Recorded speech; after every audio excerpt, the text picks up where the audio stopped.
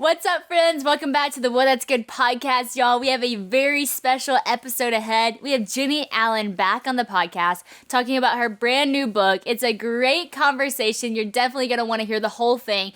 But also, I want to tell y'all that I have a huge announcement I'll be making at the end of this podcast. So stay tuned. You're not going to want to miss it. And I just want to let you know, for our Whoa That's Good listeners, y'all are the first people to hear about this. So stay tuned to the end of this conversation for an awesome announcement. What's up, Whoa That's Good fam? Like I mentioned in the intro, we have Jennie Allen back on the podcast, and this is really exciting because she has a new book out. It is called Find Your People, Building Deep Community in a Lonely World. And everybody out there said amen. Thank you, Jesus, for this book. Jennie, thank you for writing this book. So important. Oh, I'm so happy to be here, Sadie. I love hanging out with you and your people.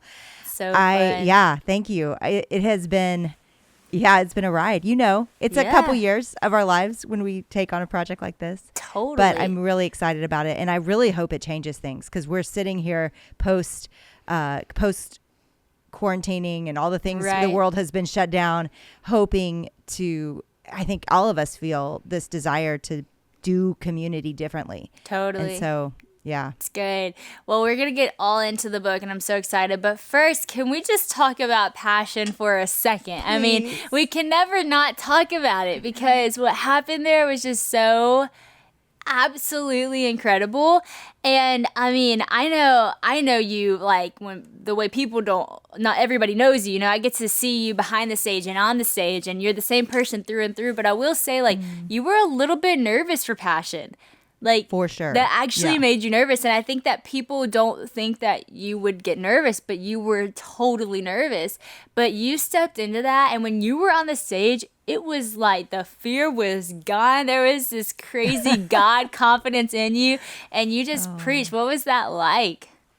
Well, there was nothing like that. I mean, I don't think I'll ever do anything like that again as far as just that. The nerves of the first time to do that. I mean, it was just so intimidating. And I think that room, I mean, Mercedes-Benz, it's overwhelming. But I did, it wasn't even about that, Sadie. And you and I have talked so much about this. It was the weight of what we were supposed to do. And how do we honor God with a moment like that feels so important.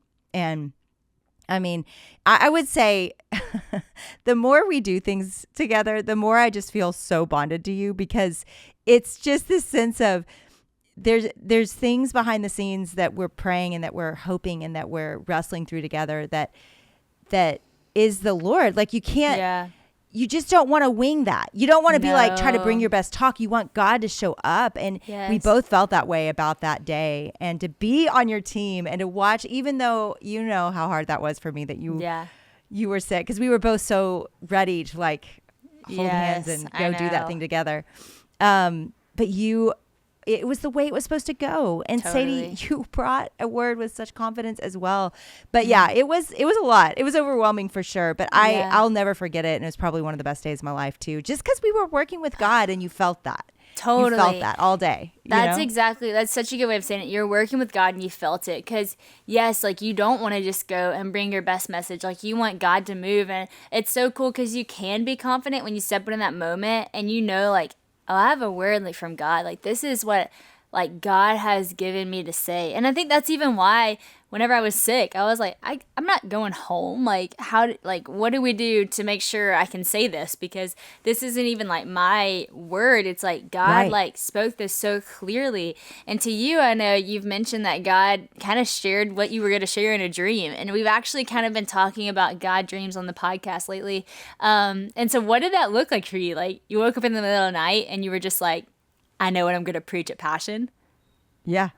It's never happened before. I'm actually in a little bit of a fight with God lately because I'm like, God, I need you to give me a few more things like this. I need, they're very important things, and I need you to be this clear with me because obviously you can be. You showed me you could be. And again, he's been clear. It's not like he hasn't spoken like that before, but it was the middle of the night, and I knew my talk. I mean, exactly what I delivered that day, Sadie, with the images, with the boxes that I held and how I use them. All of that he showed me in a talk, all the points, Wow. everything.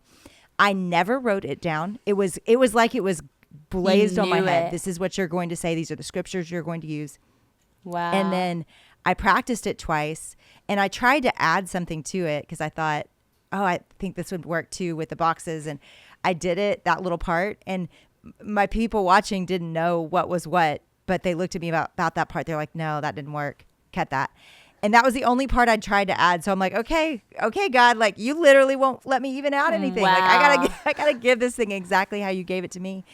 And so it was really humbling. And I knew I wasn't supposed to script it, which is really the intimidating part. Totally. Because I was asking people to confess. I normally would write that, rehearse it several times, but I knew it had to be from my heart to get them to share. I knew it had to be a little bit different than most of my other messages I would give in that moment. And so there was parts of that weren't planned or scripted for sure. Yeah. In my head. And I think that was maybe the most intimidating part. There was a moment because I truly was trusting God to show up. Like there was this sense of, if I get up there and I'm really nervous, and you know the echo that you hear. Oh yeah, it's hard up on the stage. Oh my gosh, it is more distracting. Everybody tried to prepare me. The first minute or so, I was just out of sorts because my voice, you'd hear it like 7 times past your ears. It was the weirdest thing. Yeah. And so it took me a minute, and I thought, oh no. I don't have notes. Like I went up there with no notes. So I was like, God, you've got to show up because it was just so. It really was such a personal moment of surrender for me, and yay that he did, and it's over, and it made me trust him. I think more than I ever have before, because he did show up, and the main thing was people confessed. I mean, I didn't know. Like I'm just sitting up there pouring my heart out. But you don't know. You can't feel the room. It's not like a normal room where you can feel what they're experiencing. Friends, you all know because I've talked about it. I'm trying to take my health goal seriously this year. My physical fitness goal is to do 1 pull-up, and I'm still not there yet. But in order for me to reach that health goal, it's starting to, reveal to me in my life that it's not just about working out, but it's also about nourishing my body with the nutrients that it needs to grow so I can be stronger and live fully. And that's why I want to talk to you about athletic greens. You know that living a healthy life is so important to me, and it's also important to me that we all do that because it's good for all of us. Athletic Greens is the health and wellness company that makes daily nutrition so simple for many of us that are on the go but still want to get our nutrients in. To help each of us be our best, AG1 by Athletic Greens is a superfood product that simplifies the path to better nutrition by giving you the one thing with all the best things in it. I will say I've never really been much of a lover for powders because I just don't think that they taste very good, but this is a great thing because it's just 1 scoop of a powder, but it doesn't taste like powder. It's smooth and it actually tastes good. I love knowing that 1 scoop of AG1 contains 75 vitamins, minerals, and whole food source ingredients, including a multivitamin, multi-mineral, probiotic, a green superfood blend, and a more-in-one convenient daily serving. It really has everything you need. The ingredients in 1 scoop of AG1 work together to fill the nutritional gaps in your diet, support energy and focus, and they support a healthy immune system overall. You can basically replace a bunch of products or pills with 1 healthy, refreshing drink. It's honestly such an amazing product, one that's great for on-the-go people. Christian and I, and even Christian's dad, are huge fans of Athletic Greens, and no matter what your lifestyle is, it gives you an amazing kickstarter to your health. One amazing part about AG1 is that it is lifestyle friendly, so whether you eat keto or paleo, vegan, dairy-free, gluten-free, it contains 1 gram of sugar, also actually less than 1 gram of sugar, with no GMOs, no nasty chemicals, and no artificial anything while still tasting good. Athletic Greens is a really good deal, and to make it easy, Athletic Greens is going to give you an immune supporting free 1-year supply of vitamin D and a 5 free travel packs with your first purchase if you go to athleticgreens.com/woe today. Again, that's simply athleticgreens.com/woe to take control of your health today and give AG1 a try. You can't even hardly see faces because there's so many people that you almost only see colors. You know, like you see shirts and stuff, but you don't see like a face. And I always like to like look at someone's face when I'm speaking, but it's too big. It's too crazy. So yeah, you can't feel it the way that you would normally feel a moment. But it was so cool you didn't have notes because I think that made you be so honest. And it was like so authentic and so honest, and like people were just with you and listening to you, and then people confess, and like freedom just came into the room. It was just, I mean, I've heard so many people talk about that moment, and yes, your talk, but just that confession moment, you know, like what you led them to was so cool. And I love how you said that like the first minute felt a little crazy, because I always say that sometimes, you know, going on stage and speaking, especially without notes, it kind of is equivalent to skydiving in the sense of like, you're so like nervous and you're like, God, if you don't come through, I am going to fall on my face. And the first thing that you do when you skydive is you go out of the plane, and for the first like 10 seconds, it feels absolutely crazy. You're like, just going all around because they haven't pulled any type of chute yet. So you're flipping and you're totally out of control. And within 10 seconds, they pull that first chute, and immediately you catch the wind. And it is just so fun. I mean, you're still going fast, but it's fun.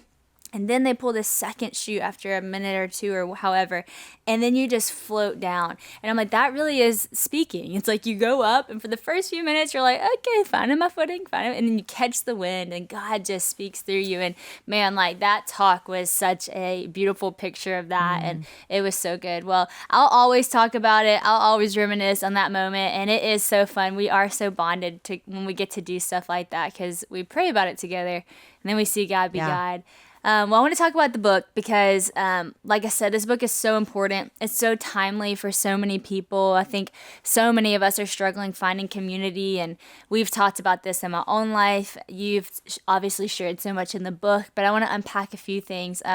First, I want to ask you, like, is this a message that you felt like you needed, you know, as you wrote the book? Because I think sometimes you write from a place of, you know, been there, done that, here's my advice. And sometimes you write from a place of, in this, doing this, here's what I'm learning. Yeah. Like, where were you kind of at in the writing process?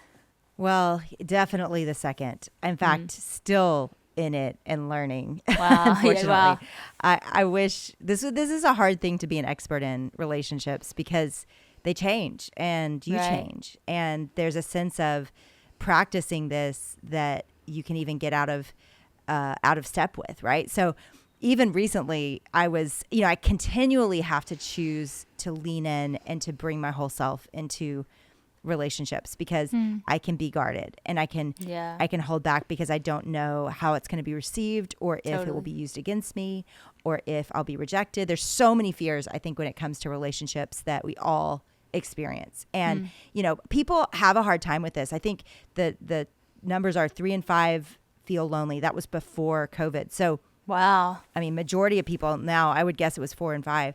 So we've got a pretty big crisis on our hands. And what's cool about that number is it means that we're all feeling this. We're all experiencing the same thing.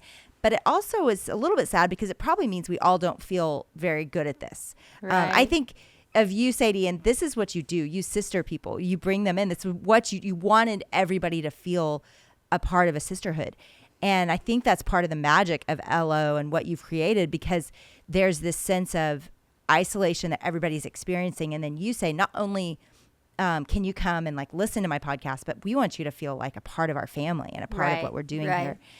And so I think that is exactly what people are craving. And and so, yes, that's the outside world, but inside, for me, it has been a practice of patterns and habits that I wasn't good at, that I've had to grow in and learn and get better at. Wow. Yeah, it's so real. And I'm the same way. Like, I feel like a lot of times the reason why maybe I don't make friends is normally because I have something in my heart guarded, you know, like, and I'm trying and I'm showing up and I'm there, and we talked about this, but I still feel lonely because I actually am not sharing the thing that would make me feel connected to that person, you know? And you say in the book, you say you're only going to be as close to someone as you are vulnerable with them. And like that part is so hard. And so So from hard. someone who is guarded like yourself and like me, like how do you get past it? How do you know when it's the right people to be vulnerable with, you know? That's a great question because it does matter. And we can't be vulnerable with everybody. That's not what we're supposed to do. I think we can be transparent. I think we can say things like they are and say the truth about ourselves and not pretend to be something we're not.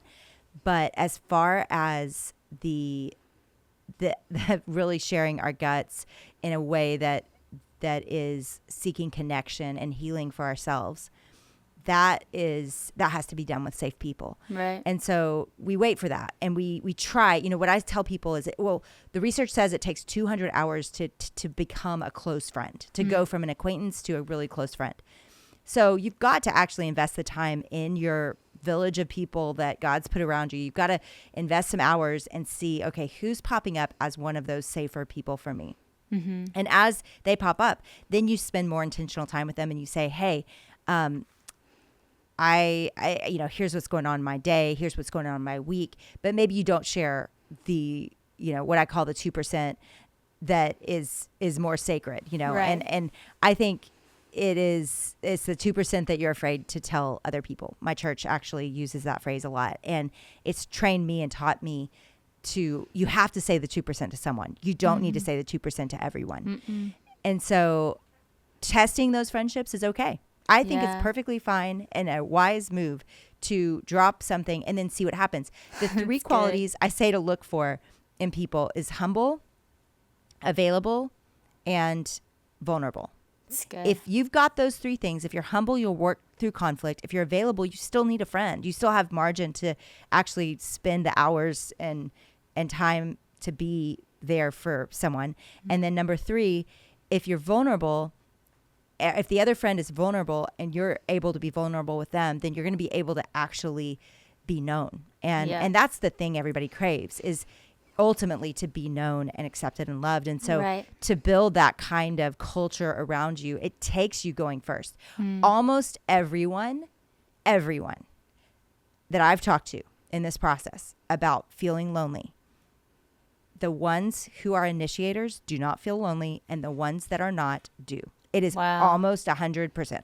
Wow. And so if you initiate, you will have friends. And if you don't, you won't. And I mean initiate in vulnerability and transparency, how deep it will go. We're always looking at the other person and deciding, can I say this? Is this safe? Like, we're always kind of judging that with someone. Like, is this and then what happens is, if you go first and that person's like, I'm so sorry, and they have nothing to share for themselves, you can go, you know what? They're probably not super vulnerable. And not that they can't grow in that, because if they're humble, maybe they can, but that might not be your person. Like, you got to have somebody that's like, me too, or at least, I'm so sorry and I've been struggling with this. Just some tennis match of like, I'm going to trust you too. Not just you're going to trust me, but I'm going to trust you too. You all know that my favorite room in the house is my living room. I love it because I want people to feel cozy, and it's where we all come together for game nights, friends come over, we watch a good movie. At the end of the day, it's just where all the good things happen. Honey, Christian and I cozy up on the couch and just chill. And if you've been listening to my show for a while, then you probably heard me talk about Helix mattress. And I talked about this earlier on the show, but I'm excited to tell y'all that Helix is not just making beds and mattresses anymore. They're actually making sofas with their new company called Allform, and I'm so excited to tell y'all about it. What makes Allform so amazing is that you can completely customize your sofa with premium materials at a fraction of the cost of traditional stores. I love Allform because there are so many different ways to customize it to the aesthetic design of your home. You get to pick your fabric that is spill, stain, and scratch resistant, which we all know is so needed when you have a dog and a baby. You can even customize the color, shape, size, and even the color of the legs to perfectly fit the style of your home. They have everything from armchairs to love sofas and all the way up to to 8-seat sectionals, so there's something for everyone. Christian and I actually love our all-form sofa. It's so great for us. I picked out the 6-seat corner sectional with a double chase that you can move from either side, which is great for flexibility. We love to move around our furniture a lot. In the process of building for our future home, it's nice to have something we know can move with us. It's also great because of the way that the arms are in the chair, or the way that it's seated. Honey loves to walk all the way around the couch, and so we don't just love it, Honey loves it too. And Allform wants to make sure that it's the perfect buy for you as well when you get a couch. The fabric is actually a sand color that we chose and has natural legs, and I have it in my living room, which makes it the best for relaxing at the end of the day, as well as for Honey playing. Y'all, it's so big and roomy, and its setup was truly not that hard. No joke. It took Christian and a couple of friends, just a little bit of time to put it together. If getting a sofa without trying it in store sounds a little risky, you don't need to worry, because just like with Helix mattress, you get 100 days to decide if you want to keep it, which is so nice. That's more than 3 months. And if you don't love it, they're going to come pick it up for you for free and give you a full refund. But I truly don't think you're going to have that problem. I think you're going to love it. To find your perfect sofa, check out allform.com/Sadie. And Allform is offering 20% off all orders for our listeners at allform.com/Sadie. Man, that is so good, because there is nothing worse than spilling your heart out to someone and someone being like, "Oh, I'm sorry, that stinks." And you're like, yeah, it does. Do you, or they're like, "Oh gosh," oh gosh, right. I hate That's that. The worst. They're shocked. Oh gosh, yeah. That is horrible. That should never be a thing that you ever say to someone after they say, "Oh gosh," just cut it out. But no, I've been there, and I was telling Christian this literally last night. I was like, man, I feel like I finally have my accountability friend and because I'm I really read the room. I really watch facial expressions. I'm such an imitator, and part of being an imitator is you notice people's faces and their patterns and the way that they talk. And so I'm definitely an attendant. I'm watching, as I'm talking, are they in this? Are they backing away? Do they think this is weird? Do they, whatever? And so that's why I don't always go there with people, because I feel like, I'm reading it and I'm not trusting it. But I finally have a really just that person that I feel like I could say anything to, and she's always like, "Me too," or "This is what I'm walking through," and we genuinely pray for each other. And a few weeks ago, we had this moment where we were both at this retreat together, and it was so cool because there was this moment of confession. And I looked at her, I said, "I'm going to tell you something that only 2 other people know."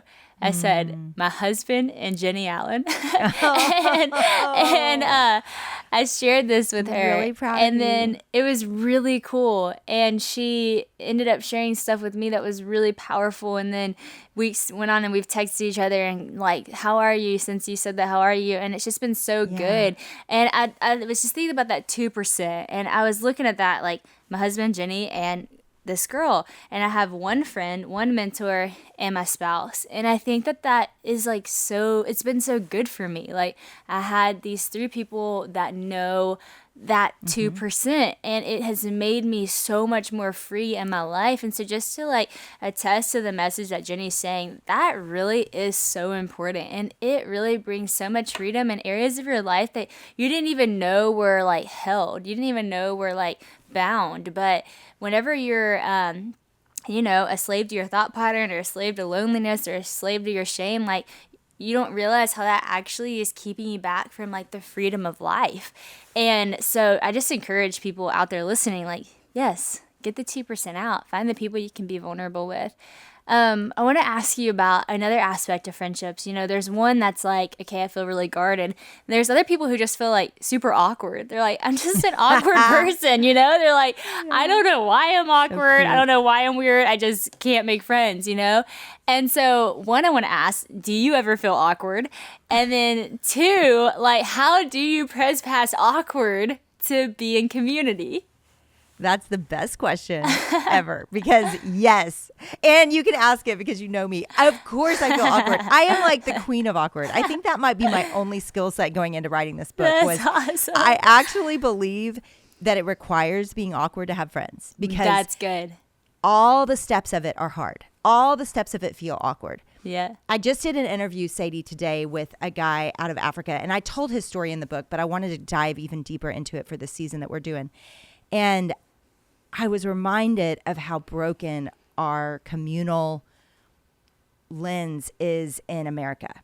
He lives here now, and in fact, he lives in Atlanta, and he talks about how he just stopped by his friend's house in Africa. He said, when I go home, I just show up, and I know this is what he said, I know I'm going to have an epic day. Wow. That's awesome. He said, I don't even have a plan, but I know I'm going to have an epic day. That's great. Because he knows he can go to this restaurant and see 10 friends. He knows he can stop by anybody's house, and they're going to stop everything, and for an hour they're going to talk. Wow. Well, he talked about in America how he would never do that because that's so awkward. And I'm like, Jay, just do it. Like, who cares? Like, that's honestly the whole book for me began with, one, seeing how people lived in Africa and wanting something better. And then two, God giving me a friend in Dallas who was this way.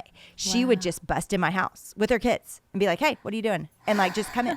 And she calls me. I mean, she just called me today and said, hey, tonight, let's do this. Like there's an energy and a passion and a clarity and initiation that she brings to relationships that just change the way that I do relationships, because it's so much more.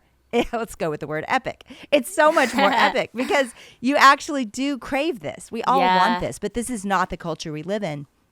And so my thing is, why don't you just be awkward and begin by just awkwardly showing up at people's houses? Like, I know that sounds crazy. Yes. But I really think part of our problem is we don't just show up. Now, what I tell people to do is, if that feels like way too much for your people, because I realize some people live in the Midwest and like there's a different, it's like, this is how we do things. Yeah. I get it. Then you and your friends read it together and y'all build a code of conduct of how you can act with each other. Because I think there needs to be some agreements together of like, hey, yes, you can stop by my house. Yeah. But we cannot just keep living the way we've been living. Something's got to change. But I think the main ingredient it's going to require is awkwardness, because it is awkward. It's awkward to initiate a friendship. It's awkward to get in a fight and then to work it out. It's awkward to be vulnerable the first time. Yep. It's awkward to invite someone the third time when they haven't invited you and you're not sure they even like you, but you're like, I like them, so I'm going to keep inviting. It's awkward, the whole process. And so to cheer everyone up out there, if you feel awkward, that's great. That actually is in line with how you should be feeling. And I would say you always will feel, because the deeper it goes and the longer it goes, the more likely you're going to have a fight, the more likely you're going to need to work through something, the more likely you're going to get hurt, and then the awkward all has to come back. So I would just say to lean into that feeling. That's okay. And at one point in the book, I wrote something like, I should have called this book like, the road to living awkwardly or something, because that really is what's required. It just is. Yes. Oh, that's so good. It's so encouraging and so freeing, because so many people think that awkwardness disqualifies them from friendship. But what you're saying is awkwardness is actually a requirement of friendship. Like, it will happen. It's going to happen. It's always going to happen. And it's so freeing because you can look around and be like, oh, wow, like, it's not like my problem that it's awkward. It's actually just part of it that it's awkward, Well, and so I love that. And let me say this. Well, for so long, I'm really good at asking deep questions, right? Like, that's kind of You are very good at that. Yes. It's what I do. And so I remember getting made fun of in my friend group. And this is as an adult, right? Just, oh, Jenny, you're always too deep. You're always so heavy. So I stopped doing that because I thought, well, I don't want to be awkward. And it's so interesting. The girl that used to say that to me reached out to me recently and said, Jenny, I'm sorry I said those things to you, because she's going through a hard time. And she's like, that's who I'm drawn to. She goes, I think I didn't know how to receive it, but we all need that. And we all want to go deep, but we don't know how. Totally. And even the person making fun of me years later eventually admitted to, I didn't know how to do it. Like, I didn't know how to match your depth, and so I just made fun of you because that was easier. So I think what we've got to realize is the world needs what we're craving. Yeah. You're craving deep friendship, you're craving a deeper conversation, you're craving your friends actually opening up. Yeah. They do want that, and they do need that. They may not know that, and they may not know how to do that, and that might even make them seem like that's too much for me, or I don't know what to do with that. But push through it and be the awkward one, be the deep one, be the one that says, you know what, y'all, I'm sick of talking about, what's going on in our love life or what's going on with our kids or what's going on with work. I want to talk about something real. So let's talk about how we're really doing. What I say is talk about the thing behind the thing. It's great. If you want to be close to somebody, talk about the thing behind the thing, because the thing behind the thing is a fear, a feeling of inadequacy and insecurity. That's the thing behind the thing, right? You did that to me even at the beginning of the show, Sadie. You're really good at this. You're like, I know everybody knows and watch Passion, but I saw behind the scenes. Like, I saw you were afraid. And I want you to talk about that. Yeah. And so that's what we're talking about. If somebody listening doesn't know, it's those kind of conversations. It's not just the surface level of what's happening in someone's life. It's how they feel about what's happening in their lives.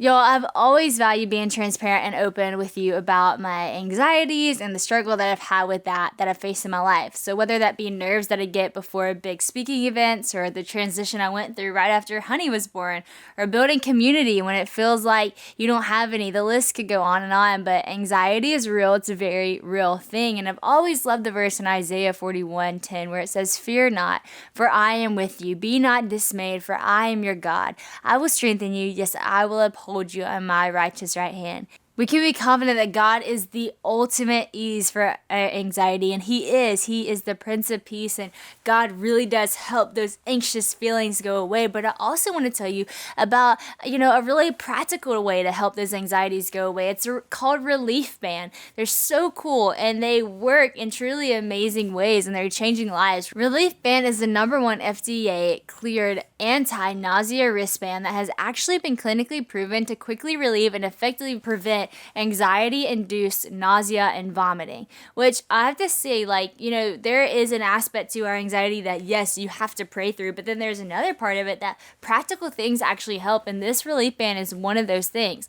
So I know many of our listeners may deal with nausea from motion sickness or migraines. Maybe you are a new mom or a mom-to-be and you deal with morning sickness, and my gosh, I have been there.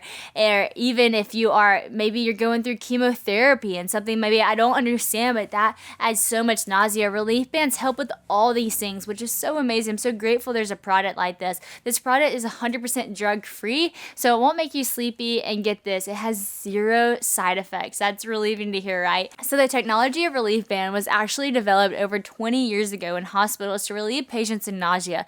But now, through Relief Band, it's available to everyone. The way it works is the Relief Band stimulates a nerve in your wrist that travels to the part of your brain that controls nausea from anxiety. It then blocks the signal your brain is sending to your stomach telling you that you're sick. Isn't that amazing that can do something like that? I mean, that's crazy. It's just like the name says. It legitimately is a brand that you can wear on your wrist to give you a relief from nausea caused by the things of anxiety, and you can even change the intensity depending on how you're feeling to make it stronger or weaker. So now I'm so excited that I have this product, because I was so sick with Honey the first time, and I was honestly looking for a product like this, and I wasn't able to find one. And now I'm like, how did I miss Relief Band? Because this would have helped me so much, and I'm definitely going to use it for the next round. I've already recommended it to so many friends, and also I get motion sickness, so I can start using it now for any kind of seasickness that I experience, or plane trips, or long car rides, because I tend to get motion sickness. So this will be traveling with me from now on. And I love that there is a 30-day money-back guarantee, so there's no risk for you. So I'm so excited to recommend it to y'all. Relief Band makes a great gift for any time of the year. And right now, they're offering an exclusive offer just for Whoa That's Good listeners. So if you go to reliefband.com and use promo code WHOA, that's WHOA, you'll receive 20% off plus free shipping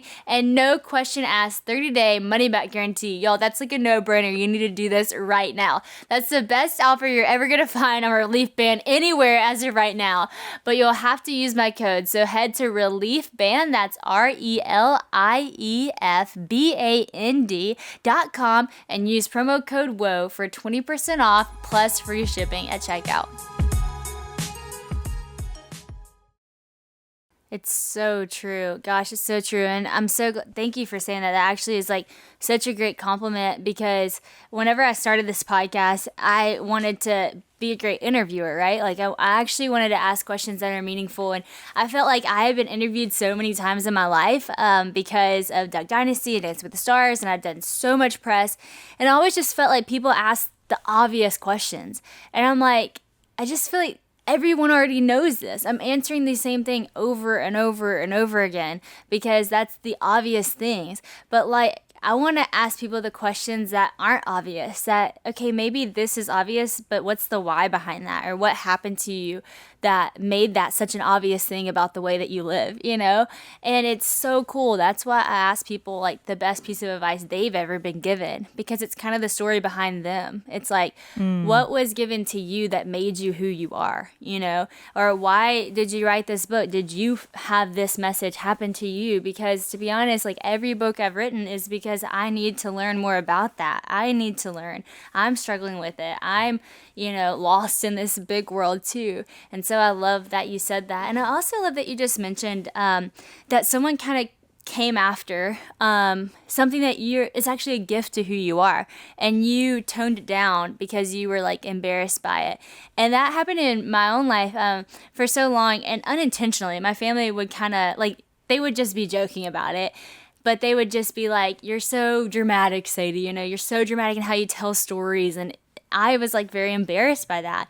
And so I would always try to like tone it down, like tone down the storytelling, like tone down like the way that I communicate because I didn't want to seem dramatic because I thought that was a bad thing. And then finally it was like last summer on our family trip, I was like, you know what? All you people keep saying I'm dramatic and it's stealing from how good of a storyteller I am. And I was like, this is like my family, so I can say this. And I'm like, and I'm owning it now because this is how God made me. And this is what makes my messages better because I retell stories in the Bible in a very fun way. And it was just a funny moment for me to just like own what I felt like not they took away from me, but the enemy in my mind and the way I shame myself took away from me for so long. And I was like, I'm actually not gonna let that stop me. Actually, I'm gonna own this, and here's why. And I think that there are so many things in our life that people say unintentionally, like they're not meaning to hurt. They don't even care. They don't think it's a bad thing. But like what the enemy does with those words, it shames you to the point where you're like, well, then I'm not going to be like that. I'm not going to ask a deep question. I'm not going to be dramatic. I'm not going to tell stories in a funny way or whatever. And that's when we lose the essence of like who we are, And I think that's a scary place to be. What do you have to say about just like people wanting to conform to, I guess, find community? Because, I think so many times people like so desire friendship that they might conform to what certain groups are like for, the want and desire to fit in, but say that that's not really like who they are. So what I guess I'm asking is, say you're looking to be in community because you need to be in community, but what if your community that's around you is not a good one to be a part of? What do you do in that sense? And how do you not conform? Yeah. Well, I think it's really important to have two distinctions in your life. There's one group of people that you need and one group of people that need you. And I'm not saying that some of the people you need don't also need you, but in your head, when you're viewing your relationships, you're inventorying, because if we only are around the strong believers that make us better, right? That's not what Jesus called us to do. He called us to deep community, to walk in oneness. I mean, the type of community Jesus actually talks about is so radical to live in oneness and to love each other with reckless abandon. That type of connection and love is, I would say, super rare today in friendship. And so, and the way that he walked with the disciples and modeled how we're supposed to do life was eating regularly together. I mean, they literally lived together day in and day out. So we're talking about a radical kind of relationship that Jesus modeled for us. So that's supposed to be the core of how we survive and what's surrounding us. But we also have to remember that there are people that need that love, and that part of the way we are supposed to live in this world is to give that love away. Now, you've got to know your proclivity, right? You can't just run out and be around all the partiers because you're going to minister to them and that be your temptation. That's not going to work out for you. So I think you've got to have those people that hold you accountable, that you're primarily doing life with. And then you've got to understand there are other people you're going to love and be in relationship with. You can't just be friends with people that are making good choices. And then I think there's also the wrong expectations of people hurting us. Everyone's going to hurt you. Everyone's going to be a sinner. No one makes a perfect friend, right? This isn't what you're looking for. You're not looking for perfect people, but you're looking for people headed in the same direction. Paul actually describes people to avoid, and he says, their God is their belly and their glory is their shame. Basically, that they are comfortable in their sin. They love their sin. They boast about their sin. Like that's not where you're going to hang out. That's not where you're going to do life, where their cravings, their appetites, that's what they're chasing.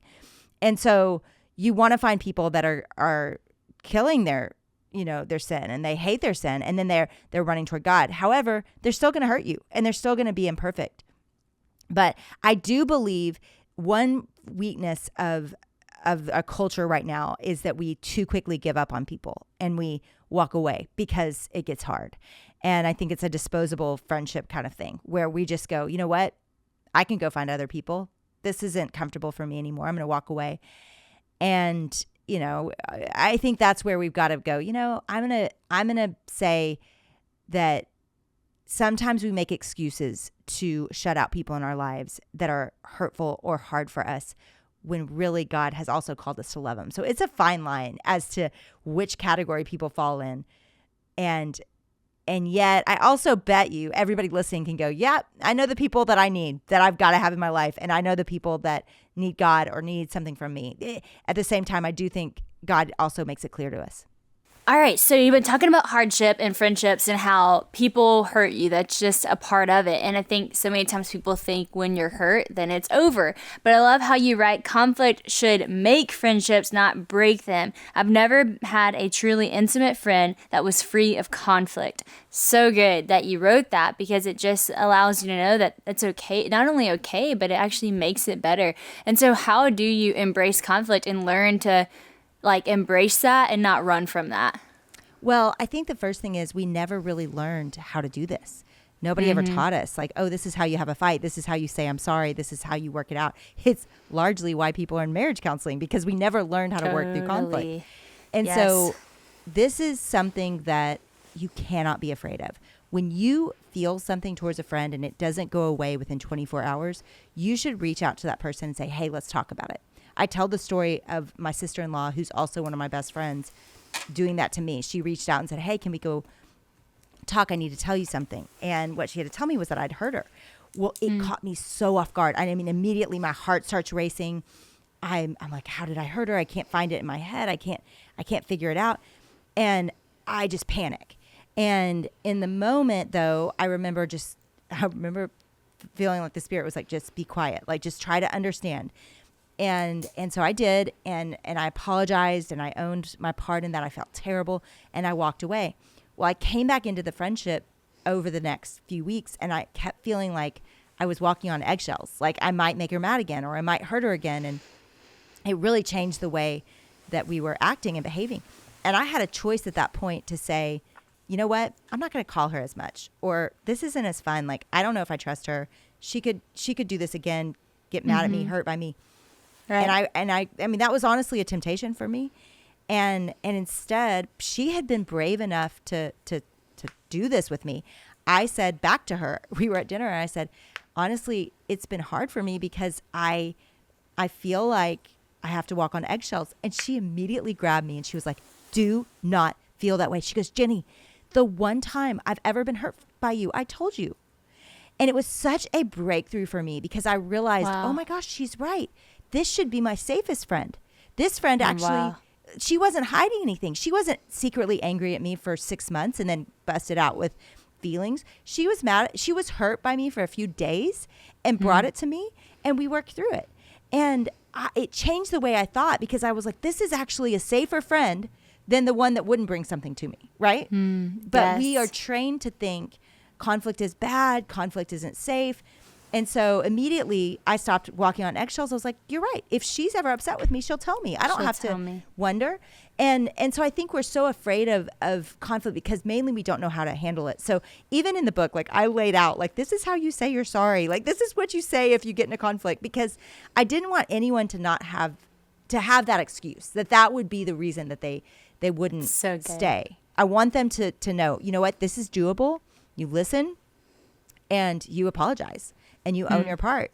And then the next question is there anything else I can do to make this right?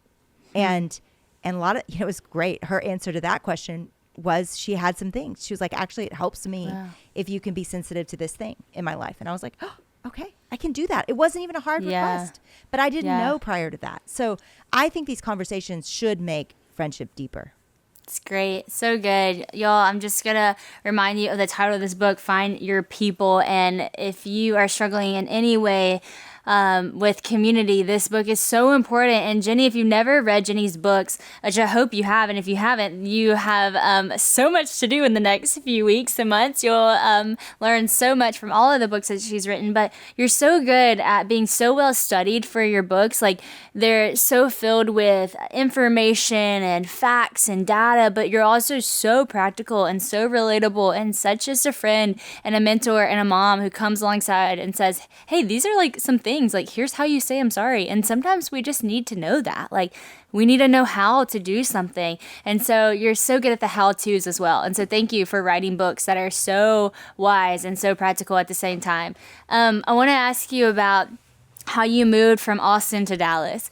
And of course, when you move, there's an opportunity to build new community. And most people know my story. I moved from Nashville back to Louisiana, but I didn't have community in Louisiana like I did in Nashville. You might think since I was from here I would, but I didn't have any community, and I had an amazing community in Nashville. And it was so easy for a little while to sit in that, well, I have friends, they're just not here, right? You know, like, I have friends, they're just not here. I have community, they're just all over the world. And I think that's a good thing to have. It's good to have friends at other places, but you talk about in your book having proximity and how important friendship is to be in proximity with people. And I loved how you made it even just a biblical thing, how Jesus was in such close proximity with friends. And so can you speak to that? Like, why is it important to, not just have friends from afar, but actually have friends who you can go have a meal and sit in their home and, hang out with? It's so important to look at each other in the eyes, to have somebody grab you by the shoulders, to hold you, to hug you. These are things that we've lost even in the last few years, even with the neighbors and people we're close to. And so to prioritize that is, to me, it's not the only thing. You can absolutely have those friends around the world. I do too. But if I don't have somebody that sees the look behind my eyes when I'm sharing something, and they know you're not saying the whole thing, Jennie, you're not okay. You're saying you're okay, but you're not okay. But you're not. You can't always see that on Zoom. You can't always see that on a phone call. And so to have somebody that calls your bluff and grabs you by the shoulders and says, I love you and I'm here and I'm not letting go, and then brings you dinner or pulls you out of your robe and like, let's go out. Those kind of things we've got to have in our lives. And so it's not enough. It's not that we can't have those friends around the world. It's that that's not all we can have. We've got to have a few friends. And so when I moved to Dallas, I had this desire, and we moved really close like you did to family. We live really close to Zach's family, and they're really, really good friends of ours. We enjoy them so much. But I was going to need more than that. And so I began to pray. I think that's the first thing you do is you say, God, will you please show me the people in front of me? And then you be open to all the people God's put in your life. Because throughout history, and this is something I talk about way more in depth in the book, but throughout history, everybody lived in a village, about 100 to 150 people. And you knew each other your whole life. You never left. And so those people that make up that village, and you have one too, everybody has one, Sunday school teachers or people that your kids are growing up with, or for some of you that are single, it's people maybe that you work with or you live in an apartment with or a neighborhood with. All of us have people in our lives that we see on a regular basis. And maybe they're not your exact age group, and maybe they're not exactly who you think you'd be friends with. But that's part of the fun of God too, is he'll always surprise you. And that village is actually going to meet needs for you. that maybe 2 to 3 best friends couldn't. And so you want to really invest in that village. And I bet you to some degree you did have that part. But we also need the circle. We also need the inner circle of the 2 to 5 people that know our ins and outs and walk with us day in and day out. And that does take a little bit more intention to find. But when you have the village in place, you're probably going to find that other group. And it's just going to take time. It just takes time. So true. That's so good. Time is like the thing that no one wants to be the answer for anything, but it's oftentimes the answer for most things, you know? And I love what you said about even grabbing people by the shoulders, because I'm reading this leadership book right now, and it's been so good. And it was talking about how just the power of touch is actually so powerful. Like in our brain, something about it, like when you shake someone's hand, that's not just shaking someone's hand, but even like when you're going to make a deal and you shake someone's hand, it actually is like a sign of trust. And it's like telling your brain, like, I trust this person. Yeah. And they were talking about how, you know, if you were about to sign a contract with someone and you're like, okay, I'm so excited, like let's shake on it, and they say, no, it's okay, I don't need to shake your hand, I'm gonna sign it, like we're good.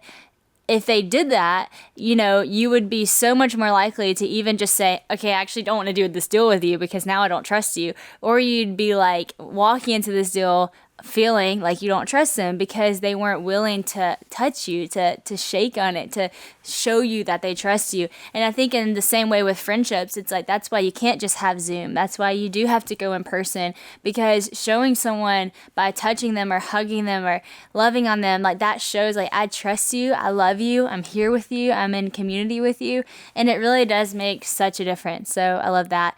Lastly, I want to talk to you about your love for the show Friends, because Christian and I have not watched Friends, and we're like, should we watch Friends? And so should I watch Friends? And what have you learned from it? Because I love that you learn from all things. I mean, I have a hard time recommending it because there's certainly things in it that, you know, I mean, are PG-13 for sure.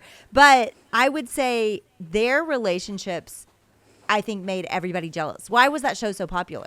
Everybody wanted that. You wanted to go down to a coffee shop downstairs from your apartment and see everybody. You didn't want to lock your doors. You wanted, you know, all of your friends just to come in and out of the door.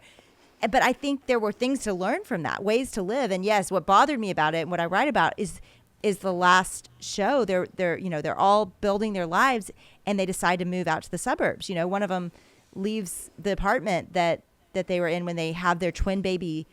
It's like, no, that's when you need your community the most. And so one of my points is just, we are so quick to abandon things for a better job or for more money or for the better school or whatever, when this is a gift. If you have this, I tell people, you should decide where to live based on your network of connections and relationships. Yeah. You should, I know this is crazy to some people, but you should move near your family if you can. If they're not toxic and you're able to do that, I would say take the lesser paying job and be near family.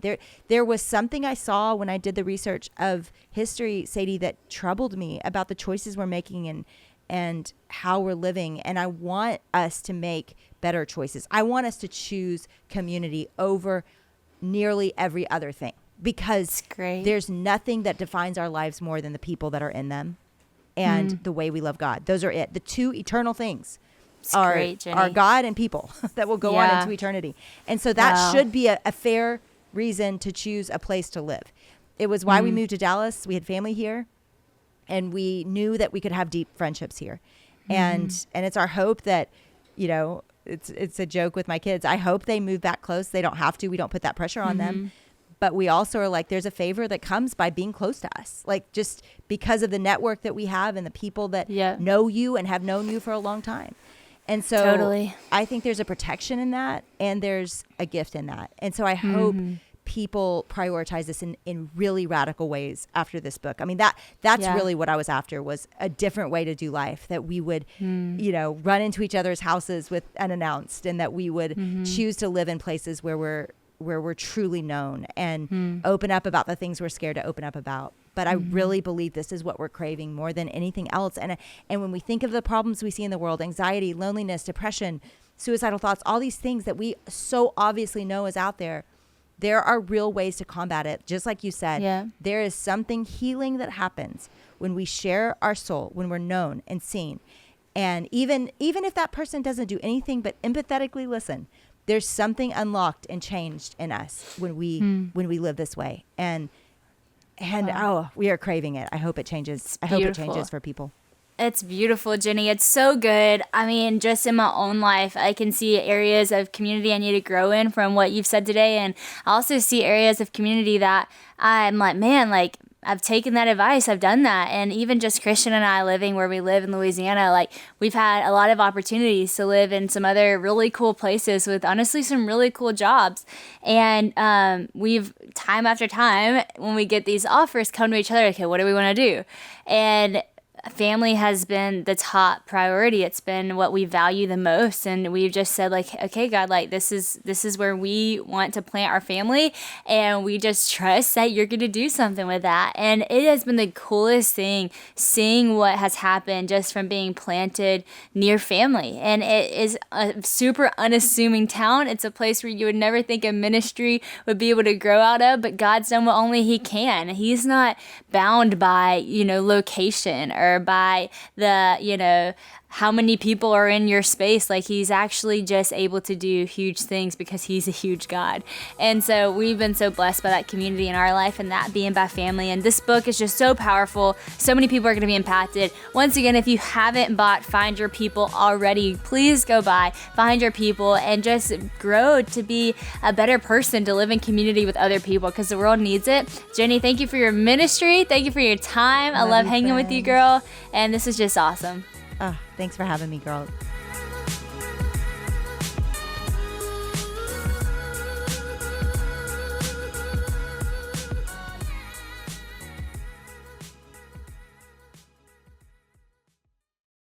Okay, what a good conversation with Jennie. She's just always so filled with so much wisdom. Now I'm so excited to talk to y'all about what I teased at the beginning. Y'all, so many people have been asking us, are we going to do another LO Sister Conference? If you didn't see, we had a conference last year. It was incredible. And my answer to you is officially yes. We are having an LO Sister Conference August 19th and 20th right here in Monroe, Louisiana. We're bringing y'all to my hometown, and I am so excited. Y'all, we have incredible guests, incredible speakers coming. It is going to be nights of worship and celebration and community, and you are not going to want to miss it. You can go to losisterconference.com, and you can get your ticket today. Last year, we sold out our conference in one day. And so we wanted to make sure we come on and tell our Well That's Good listeners first so that you get the first opportunity to go buy your ticket. Like I said, we sold out in one day, so you're not going to want to miss this. Go to losisterconference.com and get your ticket today. I'll see you August 19th and 20th right here in Monroe, Louisiana.